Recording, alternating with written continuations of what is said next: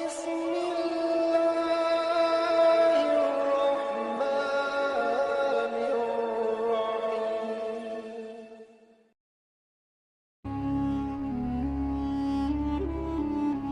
Assalamualaikum warahmatullahi wabarakatuh. Syukur Alhamdulillah, kita masih diberikan begitu banyak kenikmatan sehingga kita bisa bertemu di channel ini. Salawat dan salam selalu dan tetap tercurahkan kepada junjungan kita, Nabi besar Muhammad sallallahu alaihi wasallam. Allahumma sholli ala sayyidina Muhammad wa ala ali sayyidina Muhammad. Harapan dan doa saya, semoga saudaraku semuanya selalu diberikan kesehatan, dilapangkan rezekinya, diampuni dosa-dosanya, dan dipanjangkan umurnya. Amin, ya robbal alamin. Sahabat beriman yang dirahmati Allah, arti mimpi bertemu dengan orang yang sudah meninggal dunia itu terdengar sangat menyeramkan. Namun dalam mimpi itu memiliki arti bahwa orang yang sudah meninggal dunia tersebut bisa jadi merindukan kiriman doa dari keluarganya. Dan bisa jadi orang yang sudah meninggal seperti yang hadir di dalam mimpi, ia mengingatkan supaya keluarganya yang masih hidup agar lebih taat lagi untuk beribadah atau berbuat kebaikan selama hidup di dunia. Ada sebagian ulama mengatakan bahwa arwah orang-orang yang mati dicabut bila mereka mati.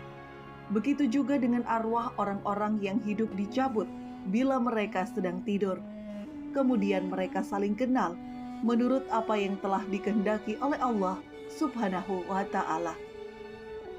Dalam Al-Quran, Allah Subhanahu wa ta'ala telah berfirman, Allah memegang jiwa orang ketika matinya dan memegang jiwa orang yang belum mati di waktu tidurnya, maka dia tahan jiwa orang yang telah ditetapkan kematiannya.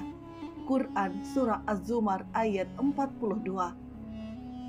Dari Ibnu Katsir dalam tafsirnya menerangkan bahwa arwah orang yang telah mati dan melepaskan arwah orang yang hidup sampai waktu yang sudah ditentukan berkaitan dengan mimpi bertemu orang yang sudah meninggal. Banyak ulama yang mengalaminya. Mereka bertemu dengan orang-orang soleh di dalam mimpinya.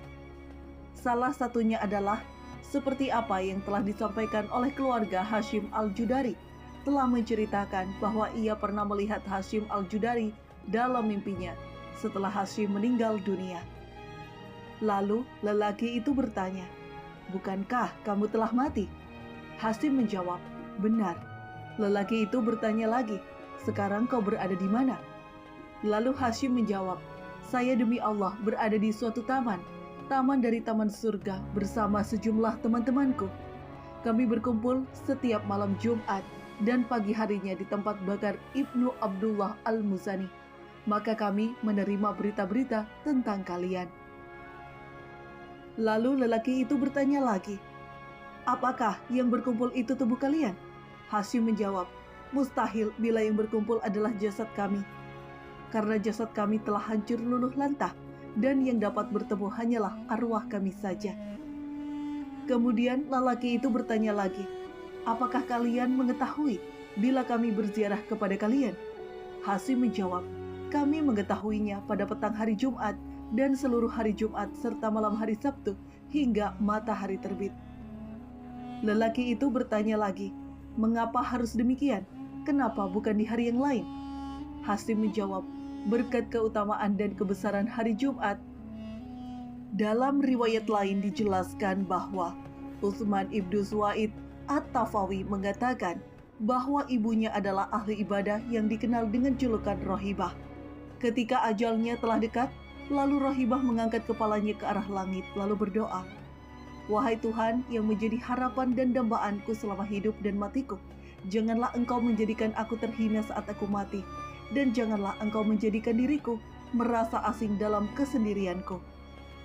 Setelah ia meninggal, kemudian Utsman ibnu Suwaid selalu menziarahi makamnya setiap hari Jumat. Lalu ia mendoakannya serta memohonkan ampunan kepadanya, dan juga buat ahli kubur lainnya. Pada suatu malam, aku melihat ibuku dalam mimpi, maka aku bertanya kepadanya, "Ibu, bagaimana keadaanmu?" Ia menjawab, "Anakku, sesungguhnya maut itu benar-benar merupakan musibah yang sangat keras.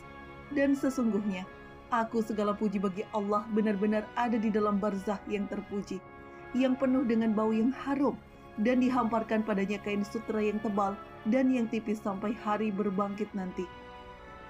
Aku bertanya lagi kepadanya, "Apakah engkau mempunyai keperluan?"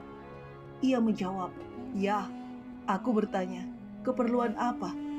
Ia menjawab, "Janganlah engkau meninggalkan kebiasaan menziarahi kami dan mendoakan bagi kami, karena sesungguhnya aku benar-benar merasa gembira dengan kedatanganmu pada hari Jumat. Jika engkau tiba dari rumah keluargamu, maka dikatakan kepadaku, 'Hai Rohibah, inilah putramu telah datang,' maka bergembiralah. Dengan demikian, bergembiralah semua orang mati yang ada di sekitarku." Sahabat beriman yang dirahmati Allah, mimpi kerap disebut dengan bunga tidur. Mimpi itu merupakan gambaran atau pengalaman bawah sadar yang melibatkan semua indera di waktu tidur. Terkadang mimpi itu indah, ada kalanya juga mimpi itu buruk.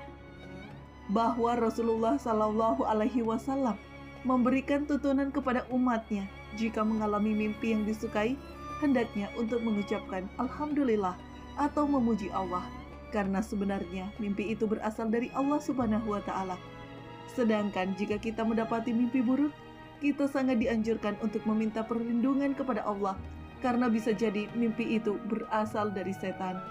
Seperti yang telah disebutkan dalam hadis yang diriwayatkan oleh Abi Sa'id Al-Khudri, bahwa Rasulullah Shallallahu Alaihi Wasallam telah bersabda, "Jika salah seorang di antara kalian bermimpi yang ia sukai, sebenarnya mimpi itu berasal dari Allah, maka hendaknya ia memuji Allah karenanya dan ceritakanlah.